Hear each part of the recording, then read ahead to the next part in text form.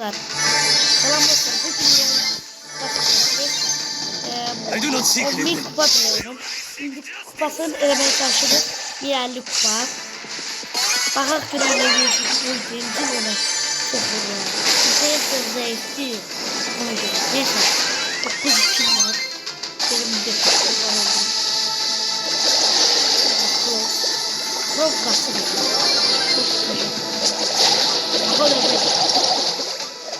Bakın dostlar. Aha ölmedi. Bu nedir? Çok büyük oyuncu. Yaklaşık dostlar monsterlar öldürüyor. Öldürüyor da ben korkumayı. O ben öldürdüm. Öldürüm o Edgar öldürdüm. Edgar öldü dostlar. Kaçıyı kaç. Ben bir de gideceğiz.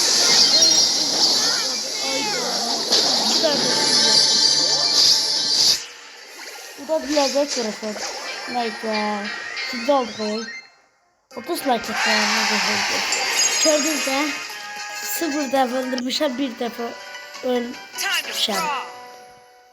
Neyse 1900 kupa elədik. İndi az savaştırıp götürürsək. Orada şimdi götürüp.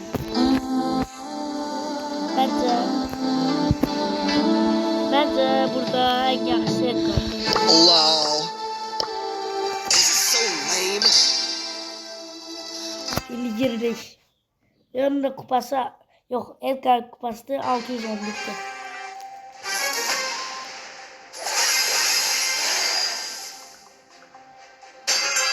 I could do this if I wanted to. Hadi turist zevkledik.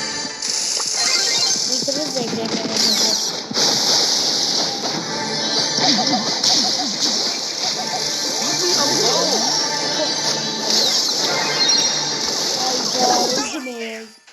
Hemen bir dostuma bak. Jet sağlık çıkıyor.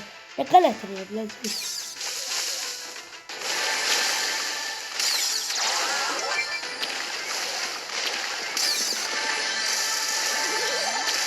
Şimdi geldim. So lame. I like Get away from me. Tut.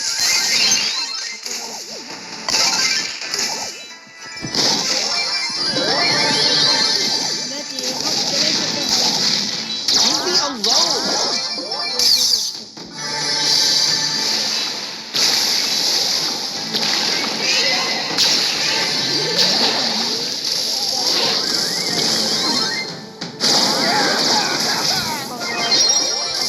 Leave me alone. So unfair. Çok sevdim.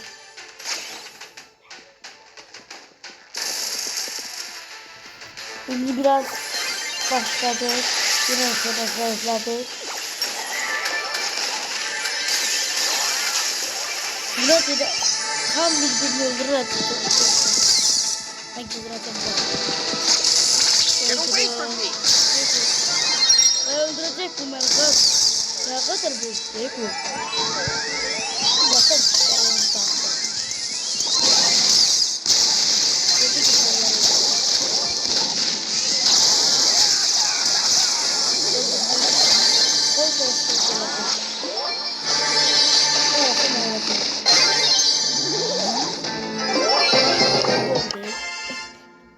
Restore edeceğim.